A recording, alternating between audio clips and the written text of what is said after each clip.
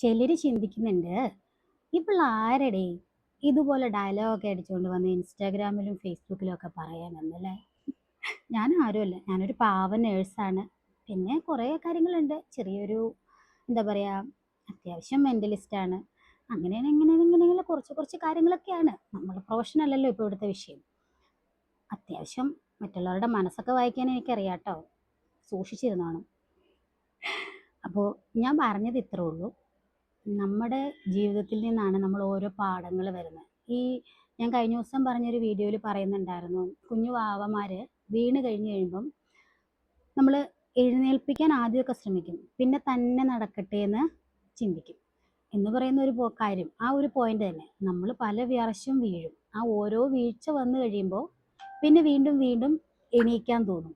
ആ എണീക്കാൻ പരിശ്രമിച്ച് തനിയെ എണീറ്റ് നിൽക്കാനുള്ളൊരു ധൈര്യം വന്ന് നല്ല സ്ട്രോങ് മാൻ അല്ലെങ്കിൽ സ്ട്രോങ് വുമണായി മാറും. അത് ഉണ്ടാക്കിയെടുത്താൽ പിന്നെ നമ്മളെ ആർക്കും വീഴ്ത്താൻ പറ്റില്ല. നമ്മൾ റീൽസൊക്കെ കണ്ടിട്ടില്ലേ, നമ്മുടെ റിലേറ്റീവ്സിനെ പറ്റിയൊക്കെ. വീട്ടിൽ വരിക, നമ്മളെ ഇങ്ങനെ ചൊറിയുക എന്ന് പറയുന്നതായിരിക്കും അവർക്ക് ഏറ്റവും വലിയ ഹോബി. അയ്യോ അങ്ങനെയാണോ ഇങ്ങനെയാണോ. പണ്ട് കുഞ്ഞായിരിക്കുമ്പോൾ അവരെ കാണാൻ ഭയങ്കര ഇഷ്ടമായിരുന്നു. ഇപ്പം അവർ വരുമ്പോൾ നമ്മൾ പറക്കും ഇല്ലേ. ഇതെല്ലാവരുടെ അവസ്ഥയാണ്. നമ്മൾ പക്ഷേ ഈ പവർ വന്നു കഴിഞ്ഞാണ്ടല്ലോ, പോയി പണി നോക്കടാ എന്നുള്ള രീതിയിലേക്ക്, അല്ലെങ്കിൽ പോയി പണി നോക്കടോ എന്ന രീതിയിൽ നമുക്ക് ജീവിക്കാനുള്ളൊരു പവർ കിട്ടും. പിന്നെ നമ്മളെ ആരും ഒന്നും ചെയ്യില്ല, ഇവരോട് പറഞ്ഞിട്ട് കാര്യമില്ല എന്നും പറഞ്ഞ് നമ്മളെ അവർ ഉപേക്ഷിക്കും. അപ്പോൾ നമുക്ക് സമാധാനം കിട്ടും. അപ്പോൾ ആദ്യം എന്താ വേണ്ടേ, ആ ഒരു പവർ ഉണ്ടാക്കിയെടുക്കുക. അതിനാദ്യം നമ്മളെ സ്നേഹിച്ചാൽ മതി.